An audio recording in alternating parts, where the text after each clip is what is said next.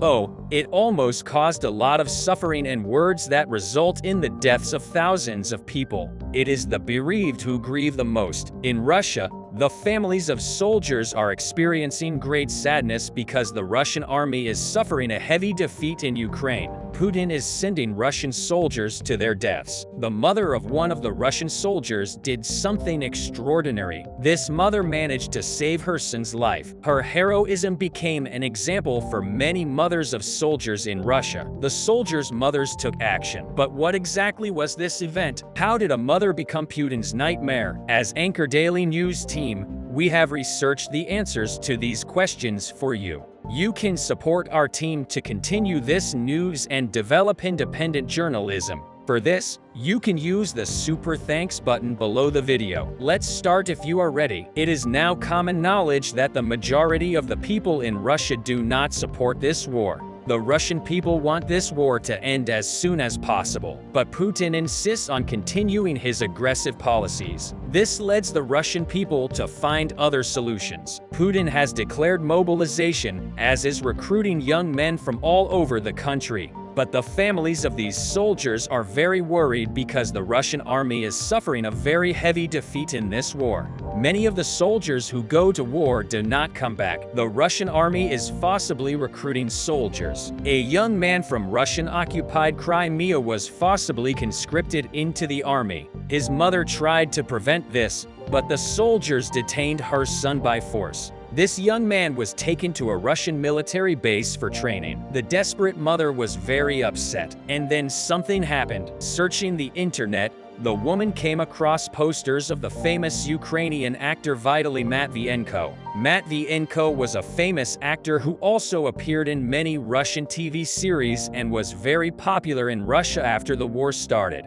He agreed to be the face of a very important campaign in Ukraine. The Ukrainian government knew that Russian soldiers were being forcibly recruited into the army. A project called I Want to Live was launched to get them to surrender. Matvienko became the face of this project with the videos he shot. Matvienko asked Russian soldiers to contact him to surrender. In this way, he emphasized that the surrendered soldiers would return home safely. The mother of a Russian soldier was very impressed listening to Matvienko's words. She immediately called the I Want to Live hotline. The woman started crying on the phone, saying that her son had been taken into the army at a police checkpoint and that she did not know where he was now. The authorities calmed her down and looked into what they could do to help her. The sad mother wrote down everything she needed to do and got to work. First, she made an official appeal to the defense ministry in Russia, saying that she could not reach her son after a week. She found out in which region her son was. She contacted her son at the Russian military base in Belgorod. After this stage,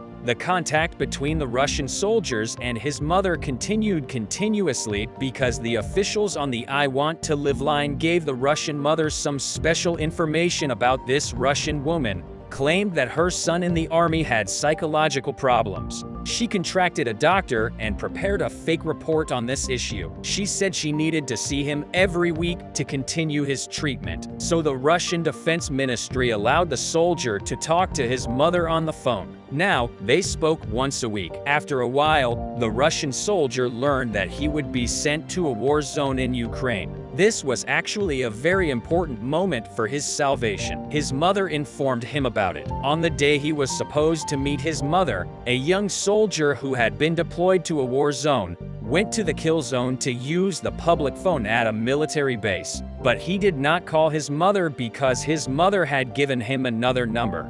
This number was the number of the I Want to Live hotline. When the Russian soldier called this line, he spoke to his mother as if he were chatting with her. The soldier gave information about the area he was in and learned what he had to do to surrender. We are not sharing this information in this article because it is top secret, because this confidential information is very important for this war to end as soon as possible. The Russian soldier surrendered the next day following the instructions he received on the phone. The soldier who safely surrendered to the Ukrainian army was overjoyed. First of all, he met his mother and shared his joy. The Russian mother who met her son was crying with joy. The Russian soldier was given a hot meal and a clean bed. The Russian soldier rested for a few days, and one day he found out that he had a special guest. The famous actor, Vitaly Matvienko, the face of I Want to Live project, visited the soldier and thanked him for surrendering. Matvienko was a guest on a radio program in Ukraine and shared a special story with the Ukrainian people. He continued to call for more Russian soldiers to surrender. He also shared the latest information about the project with the public. Matvienko said the hotline was also receiving calls from ordinary Russians who had recently been called up to fight and from senior commanders who did not see their future in Russia. He also said that senior military personnel are being prioritized for surrender because the surrender of these soldiers affects other soldiers in the Russian army. Also, senior military personnel can have a lot of intelligence information. The surrendered Russian soldiers shared a lot of private information about the situation of the Russian army. This information is crucial for the Ukrainian army to organize more successful operations. This is how the Ukrainian army learns critical information about the Russian army. How many Russian soldiers are in which region and the Russian army is attacked. Plans are revealed. The I Want to Leave hotline received around 300 calls every day. Exactly how many Russian soldiers have surrendered through this hotline is not disclosed for security reasons because these soldiers are planned to be accepted as prisoners of war in order to ensure the safety of the surrendered soldiers. It is kept secret how many Russian soldiers have surrendered. The Ukrainian government is preparing a new study on this issue. As a result of the growing success of the Ukrainian army in the war, the number of people who want to flee Russia has increased. Many high-ranking Russian bureaucrats want de facto other countries. The Ukrainian army is preparing a new project to ensure the defection of high-ranking officials. This project will allow top Russian officials to leave the country. This could result in the Russian government losing a lot of power. The Ukrainian army is achieving great success on the battlefield, but this kind of activity of the Ukrainian government is also very important for changing the course of the war.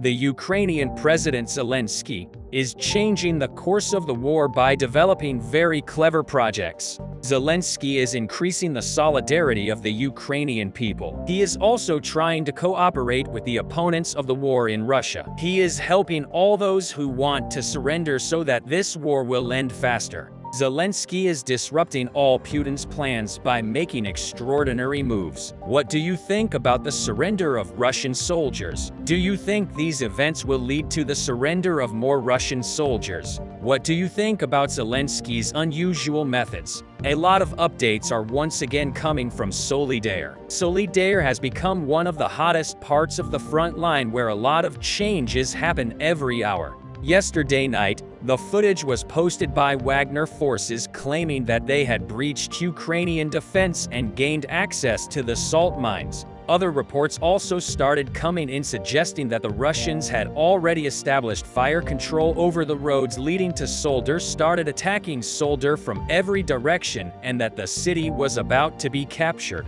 However, while Russian military bloggers are trying to keep up the momentum of achievements and inflate Russian progress, the head of the Wagner forces that are actually fighting there give almost completely the opposite view and said that even though they have recently secured some tactical gains, Soledar is nowhere to be taken yet. And here is why. Last time I told you that the line of separation has shifted from the eastern part of Soledar closer to the central part, and that the areas between is to a large extent a gray zone where the Russians do not maintain a permanent presence. I told you that the main Ukrainian defense line goes along the residential and industrial areas, and despite the overwhelming reports of fights, this has not changed. After Wagner forces posted yesterday the video where they fight near the salt mines, A lot of people assume that they are already here. However, this is not true. First of all, there are 3 large areas devoted to extracting salt. 1 is located near the residential area, and 2 are located west of it. Secondly, each area has several salt mines. Thirdly, when it comes to the one located near the residential area, it also has a tourist area and sanatorium. Today's reports clarified the situation a lot and indicated that yesterday the Russians conducted an attack along the Zhovtneva and Tenista streets and only assaulted the tourist area near the first salt mine. The fights there are indeed taking place. But this should not be surprising because, as mentioned previously, this is where the Ukrainians established their defense line. So why would they step out and fight in the open if they can operate under the cover of industrial zone? The purpose of the tactical retreat was to assume more reliable positions. Other fights are taking place on the eastern outskirts. Here the Ukrainians are using the same tactic. They stepped back from the first street to the second one to create a buffer zone and avoid direct fire from Yakovlevka. If you look at the topographic map, we can see that the Russians control the heights. The Russians in Yakovlevka are at an altitude of 180 meters,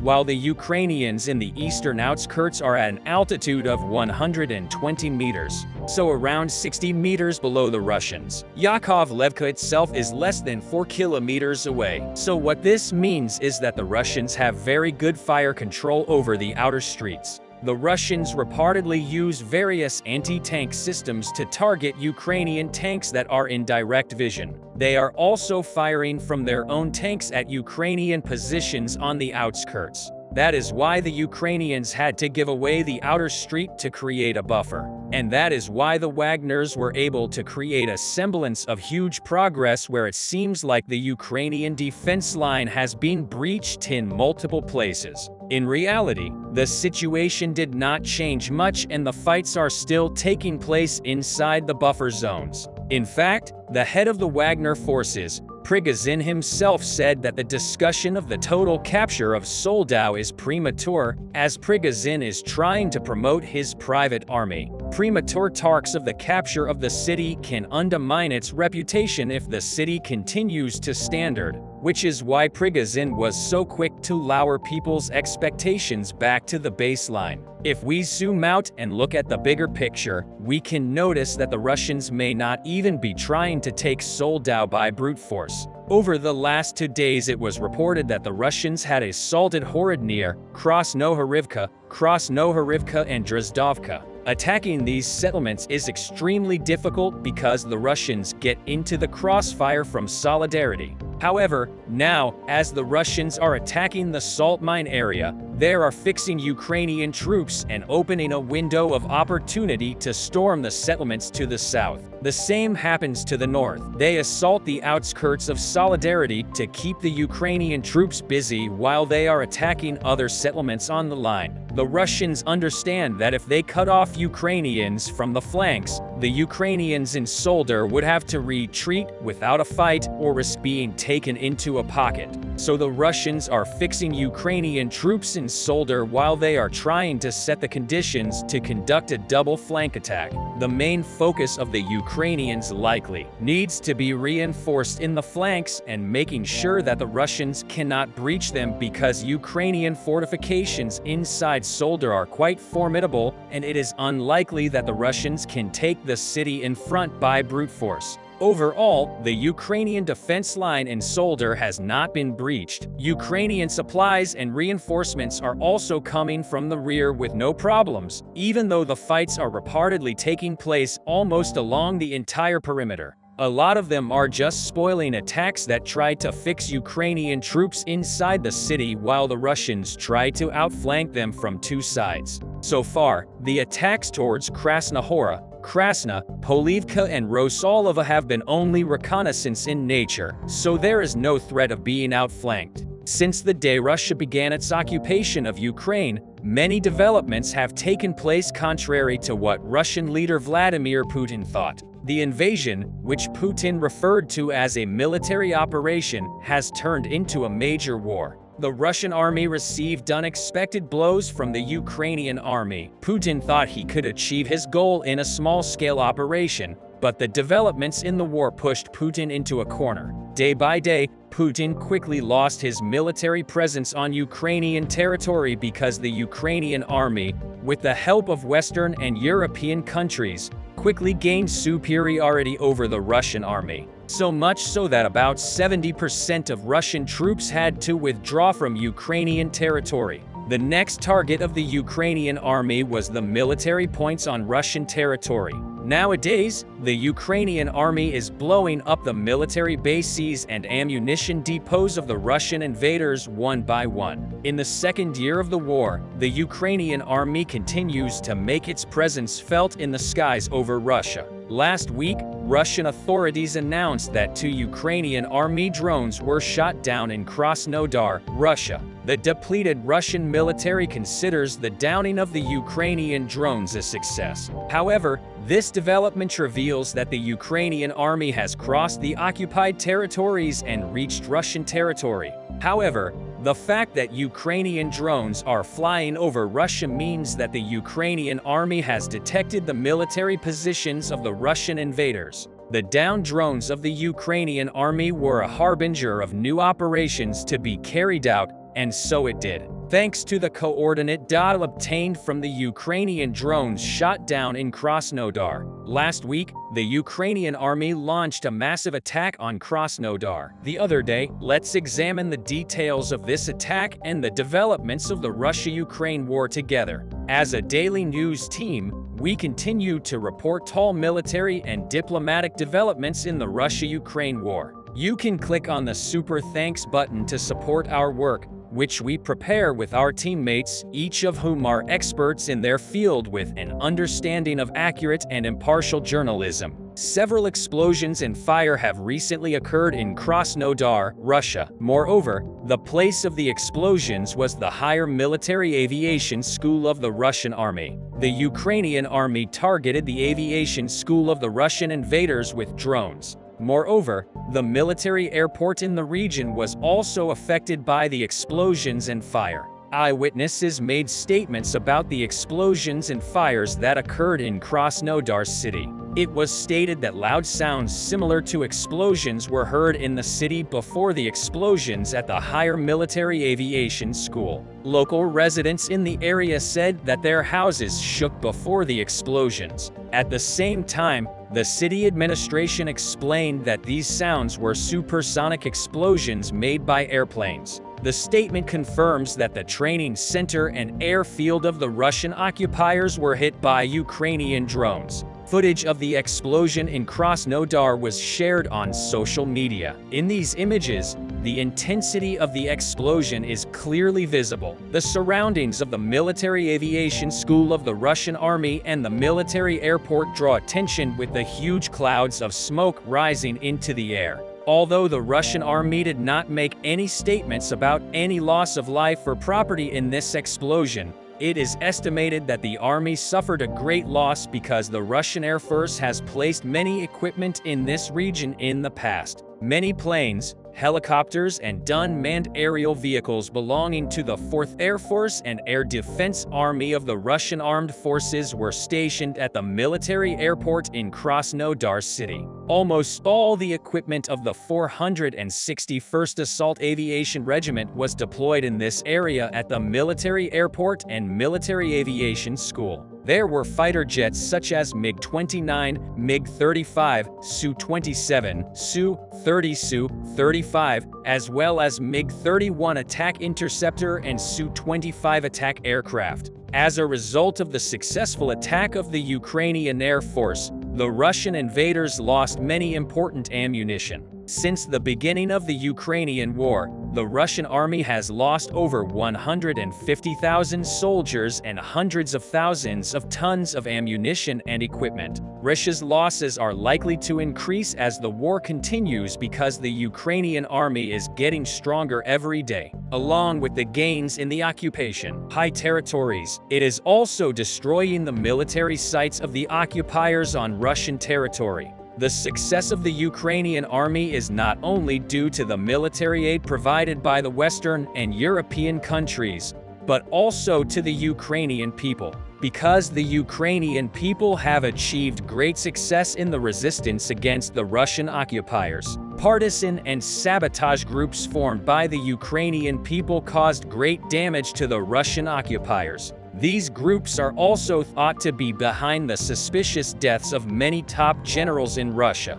Recently, members of the Ukrainian partisan groups blew up a car carrying Russian invaders. The operation, which took place in Novokova-Kherson region, was claimed by Artis, a partisan group of Ukrainians and Crimean Tatars. The explosion that took place in the morning near the Novokova police station caused a huge outrage. The attached partisan group claimed responsibility for the explosion, but did not provide details of the attack. Looking at the previous partisan attacks, it is estimated that this attack was also carried out by planting a bomb in the car. There were 4 Russian soldiers in the vehicle blown up by the partisan group. The Russian invaders got into the vehicle unaware that it would be blown up minutes later. The members of the partisan group were waiting for the moment when the explosion would take place. Finally, when the vehicle was blown up, 2 of the Russian invaders were killed on the spot. 2 other invaders were seriously injured. No further details of the attack were released. After Russia's unjust annexation of Crimea, the Ukrainian army started serious work because Putin's goal was to occupy the territories of Ukraine bordering Russia. And this became clear with the annexation of Crimea. For this reason, the Ukrainian army started to train very hard in 2014. Partisan and sabotage groups did more harm than good to Ukraine because they acted completely independently of the army. In order to prevent this, the Ukrainian army decided to train members of partisan and sabotage groups. After this decision, the trained Ukrainian partisan and sabotage group members became professionalized and did not bring harm to the army. This work bore fruit with the Russian invasion of Ukraine. Partisan sabotage groups independent of the army, but almost as experienced as the army, thanks to their training, continued to hunt down the Russian invaders when they least expected. The Russian army, which is withdrawn from Ukrainian territory day by day, is no longer comfortable, even on Russian territory. The successful operations of the Ukrainian army are preparing the end of the Russian army. The shortage of military personnel and ammunition in the Russian army is increasing day by day. It is unlikely that Putin will be able to continue the war in this situation. What do you think? Will the Russian army, which is becoming more and more depleted every day, be able to continue the war? What do you think about the Ukrainian Air Force over and in the occupied territories and targeting military points on Russian territory? What do you think about Ukrainian partisan and sabotage groups?